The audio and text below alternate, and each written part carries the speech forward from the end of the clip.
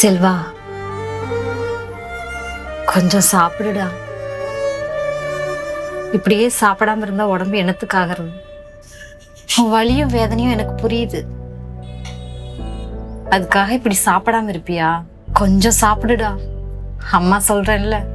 இல்லம்மா, எனக்கு வேணாம், பசிக்கல. என்ன விடு, நீ போய் சாப்பிட்டு மாத்திரை போடு. என்னை விட உன் உடம்பு தான் முக்கியம். நீ சாப்பிடு. செல்வா, நான் சொல்றத கொஞ்சம் நிதானமா கேளுடா. பிரியா நம்மளை விட்டு போயிட்டா. அதுக்காக அவளையே நினைச்சுக்கிட்டு சாப்பிடாம இப்படி உடம்ப கெடுத்துக்கிறது எந்த விதத்துல நியாயம் நீ நினைக்கிற? எனக்கு புரியுது. நமக்கு பிடிச்ச ஒருத்தர் நம்மளை விட்டு பிரியறப்போ வர வலியும் வேதனையும் யாராலையும் தாங்கிக்க முடியாது. அதுக்காக அங்கேயே தேங்கிடாதன்னு தான் நான் சொல்றேன். அதுல இருந்து எப்படியாவது சீக்கிரம் வெளியே வர பாருடா. நீ இருக்கிற இதே நிலைமையில தான் உன் அப்பா நம்மளையெல்லாம் விட்டுட்டு போனப்ப நான் இருந்தேன். எனக்கும் வெளியே வர டைம் எடுத்துச்சு, உனக்கும் டைம் எடுக்கும். ஆனா அதுல இருந்து சீக்கிரம் வெளியே வர பாருடா. அப்புறம் ரியா சாகும்போது என் கைய பிடிச்சு அவருக்கு இன்னொரு கல்யாணம் பண்ணி வைப்பேன்னு சொல்லி சத்தியம் பண்ணுங்கத்த. ஆமாடா, அவ சாக போறது அவளுக்கு முன்னாடியே தெரிஞ்சிருக்கு. அதனாலதான் என் செல்வா தனியா இருக்க கூடாது, இந்த வீடு எப்பவும் சந்தோஷமா இருக்கணும்னு சொல்லி அவனுக்கு ஒரு கல்யாணம் பண்ணி வைக்கணும்னு என் கைய பிடிச்சு சத்தியம் வாங்கிட்டாடா. அம்மா, என்னம்மா உளறிட்டு இருக்கீங்க?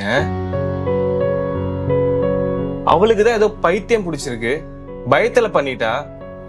உங்களுக்கு என்னம்மா, என் பிரியா இருந்த இடத்துல இன்னொருத்தி வச்சு பாக்குறதா? அவ பயன்படுத்தின பொருளை இன்னொருத்திட்ட கொடுக்கறதா? அவ படுத்த கிடத்துல இன்னொருத்தி வந்து படுக்கிறதா? நினைச்சு பார்க்கவே அருவருப்பா இருக்குமா. இதெல்லாம் என்னால கற்பனையா கூட நினைச்சு பார்க்க முடியல. இங்க பாருங்க, பிரியாவோட இடத்த பிடிக்க இந்த உலகத்துல எவ்வளவுக்கும் தகுதி இல்லை. அவ செத்த அன்னைக்கு என் வாழ்க்கையும் போயிடுச்சு. இன்னொரு வாட்டி கல்யாணம் பொண்ணுன்னு நம்மளோட இருந்து நிக்காதீங்க.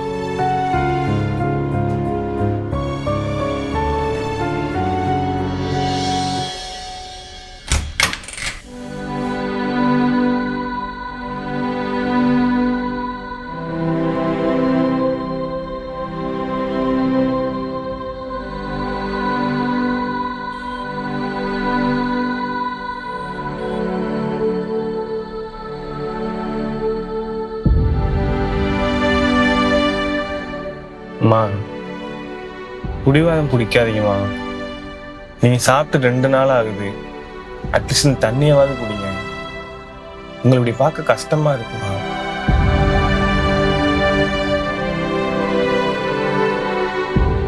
உன்னால உன் பொண்டாட்டி ஞாபகத்தை விட முடியல, என்னால என் பையன் வாழ்க்கையை விட முடியலடா.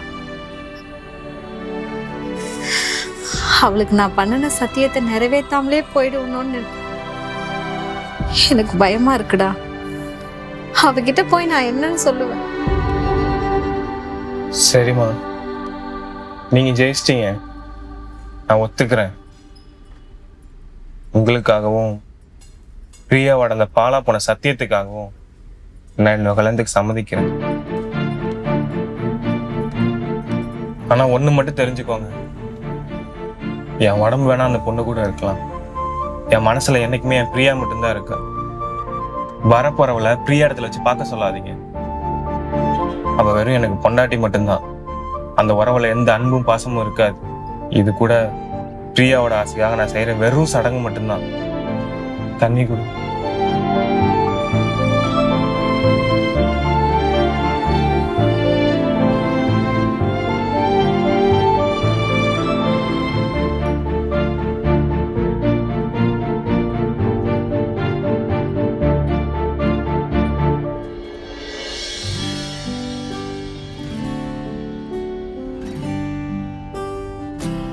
சம்மந்தி, பையனும் பொண்ணும் கொஞ்ச நேரம் தனியா பேசிட்டுமே. தாராளமா சம்மந்தி, நானே உங்கள்கிட்ட கேட்கணும்னு நினைச்சேன், நீங்களே சொல்லிட்டீங்க. அம்மாடி, நீங்க 2 பேரும் போய் கொஞ்சம் மனசு விட்டு பேசிட்டு வாங்க. இங்க பாருங்க, உங்ககிட்ட நான் எதையும் மறைக்க விரும்பல. இந்த பொண்ணு பாக்குறது, கல்யாணம், இது எல்லாமே எங்கள் அம்மாக்காக மட்டும்தான். என் மனசில் என்றைக்குமே என் ஒய்ஃப் பிரியா மட்டும்தான் இருக்கா. அவள் இடத்துல எல்லாம் வேற யாரையும் நினச்சி கூட என்னால் பார்க்க முடியாது. என்னை பொறுத்த வரைக்குமே இந்த கல்யாணங்கிறதே ஒரு சடங்கு மட்டும்தான். என்கிட்ட இருந்து ஒரு ஹஸ்பண்டாக உங்களுக்கு எந்த ஒரு பாசமும் அன்பும் கிடைக்காது.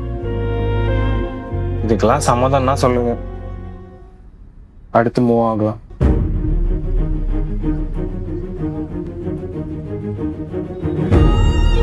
எனக்கு உங்க நேர்மை ரொம்ப பிடிச்சிருக்குங்க.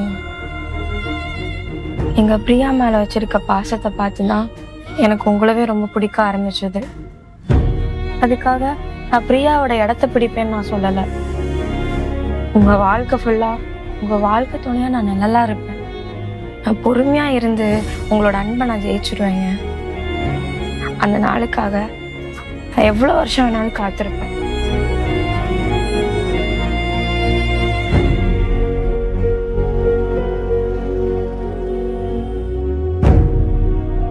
அத்தை, செல்வா எல்லாமே என்கிட்ட சொல்லிட்டாங்க அத்தை. பிரியாக்கா மேல வச்சிருக்க பாசத்தினாலதான் எனக்கு அவரை ரொம்ப பிடிச்சிருக்கு. நீங்க எந்த கவலையும் படாதீங்க அத்தை. நான் அவரை கண்ணு வருத்தமா பார்த்துக்குவேன். இப்படி ஒரு தங்கமான பொண்ணு கிடைக்காதுடா. சரின்னு சொல்லுடா. என்னமோ பண்ணுங்க.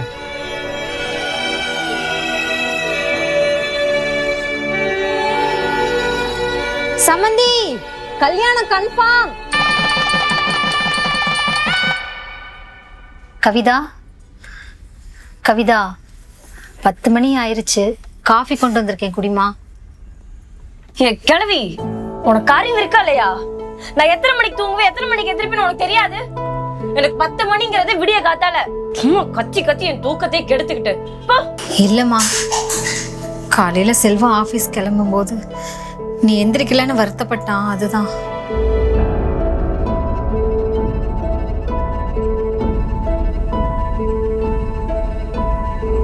என்ன காஃபி இது? ஒரு சர்க்கரையும் இல்ல, ஒரு மண்ணும் இல்ல. குடிச்சாலே வாந்தி வர மாதிரி இருக்கு. இனிமே நான் கூப்பிடுற வரைக்கும் இந்த ரூம் பக்கமே வராத. போய் இந்த காஃபி எடுத்து நாய்க்கு ஊத்து போ. போய் வேலையை பாரு.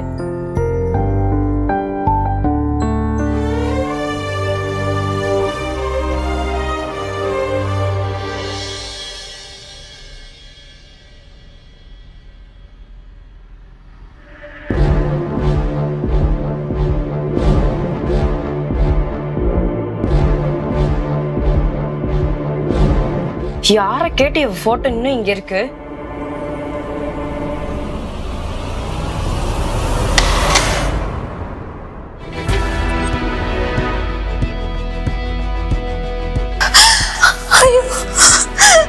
என் மகராசி போட்டோ கீழே விழுந்துருச்சே. எப்படிமா கீழே விழுந்துச்சு? சாரி அத்தை, நான் ஒட்டர் அடிச்சிட்டு இருந்தேனா, அப்ப தெரியாம கைப்பட்டு கீழே விழுந்துருச்சு. விடுங்க அத்தை, எல்லாம் நல்லதுக்கு தான் நடந்திருக்கு. செத்தவ போட்டோ நம்ம வீட்டுக்கு எதுக்கு? அதுவும் இல்லாம எனக்கு இந்த போட்டோ பார்த்தாலே பயமா இருக்குத. இது வெறும் போட்டோ இல்லம்மா, செல்வமோட உயிர். இத பார்த்தா அவன் தாங்க மாட்டாம்மா. அவர் கேட்டா வேலை செய்யும் போது நீங்க தான் தெரியாம கீழே போட்டு உடச்சிட்டீங்கன்னு சொல்லுவேன். அதனால இது எல்லாமே அள்ளி குப்பையில போட்டு போய் வர வேலையை பாருங்க.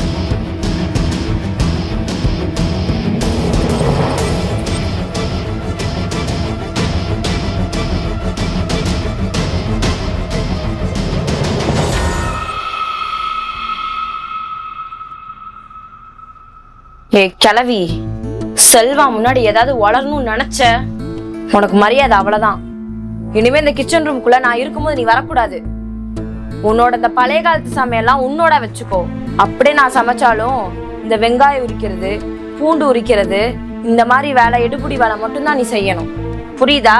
ஏன்னா இந்த வீட்டுல நீ சும்மா தின்னுட்டு தூங்கிட்டு இருக்க கூடாதுல்ல, அதான். இந்தா இந்த வெங்காயத்தை உரி.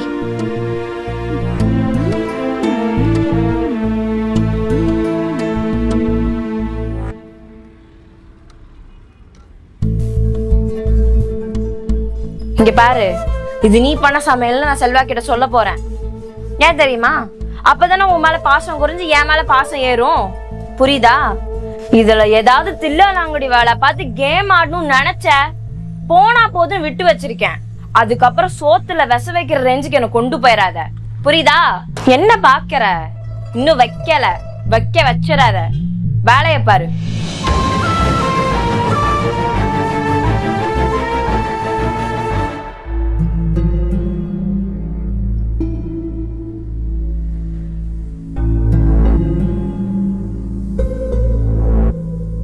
என்ன இவ்வளவு உப்பா இருக்கு?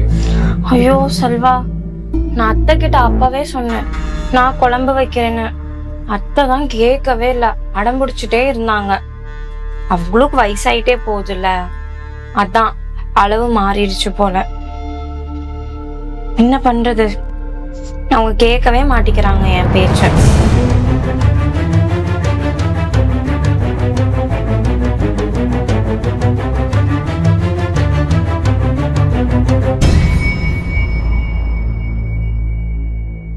ஏ கிளவி, உன் பையன் போயிட்டான், வந்து தின்னு.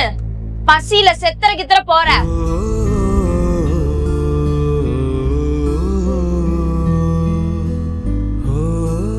அங்க இங்க போற, இங்க போ, கீழே உட்காந்து சாப்பிடு.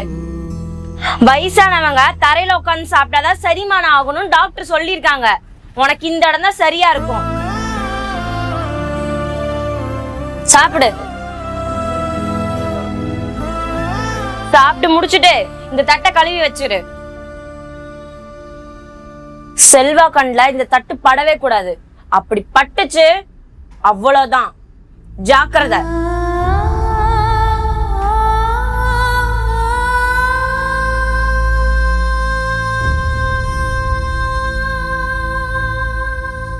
இந்தாம்மா, இந்த காசு செலவுக்கு வச்சுக்கோ. உனக்கு மருந்து வேணும்னாலும் இல்லை வேற ஏதாவது வேணும்னாலும் இதில் வாங்கிக்கோ.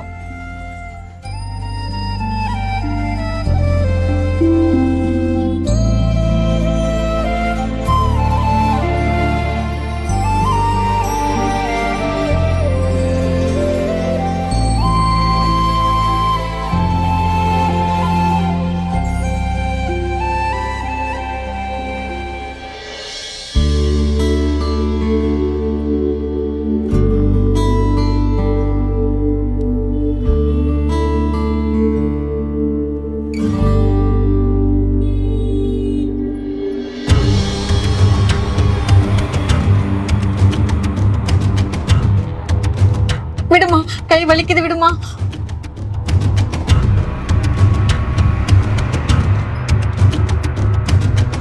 ஏது இந்த 500 ரூபா யார் கொடுத்தது? செல்வா கொடுத்தானா இல்ல என் பர்ஸ்ல இருந்து எதுவும் எடுத்தியா? சொல்லு. என்கிட்ட சொல்லாம கூட அவன்கிட்ட கொடுத்துருக்கான். வச்சுக்கிறேன் அவனை.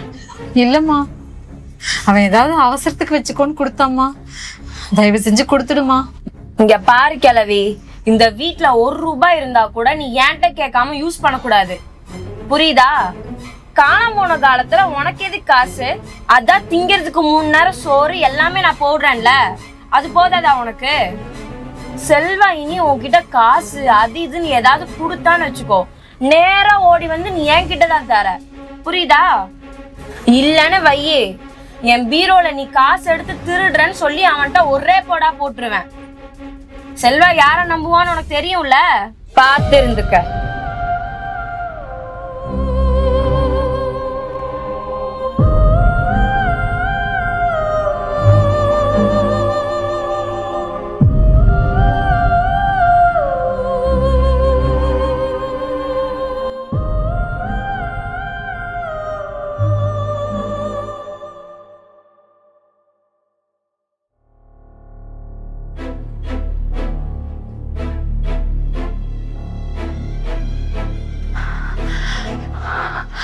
தண்ணி, தண்ணி, செல்வா, தண்ணி.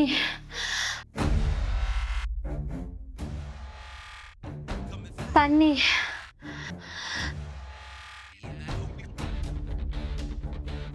என்னத்த மாத்திரை வேணுமா? இது எதுக்கு உனக்கு? இப்பவே சாப்பிட்டு இன்னும் 10 வருஷம் உயிரோடு இருந்து என் உயிரை வாங்குறதுக்கா?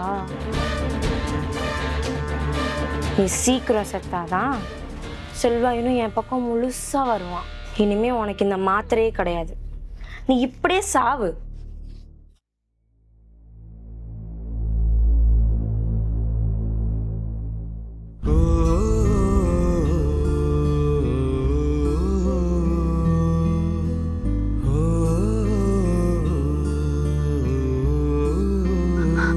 செல்வா,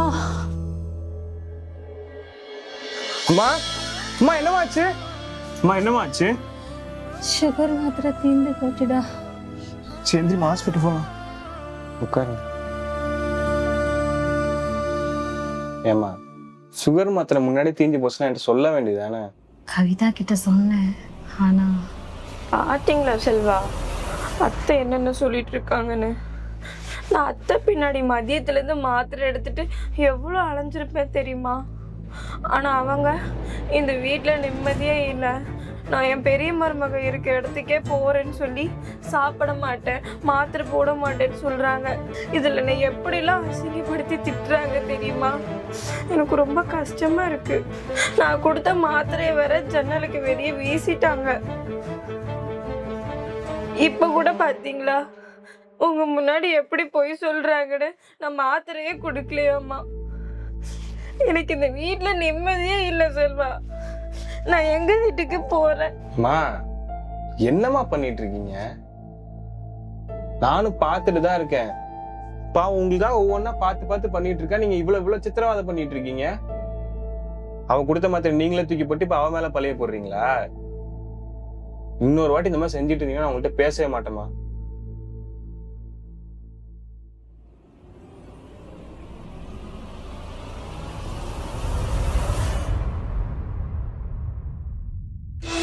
அத்தை எப்படி என் பிளானு? என்ன இதுக்கே இப்படி ஷாக் ஆயிட்டீங்க? இது சும்மா கம்மி தான் அத்தை. இன்னும் போக போக எவ்வளவோ இருக்கு. Just wait and watch.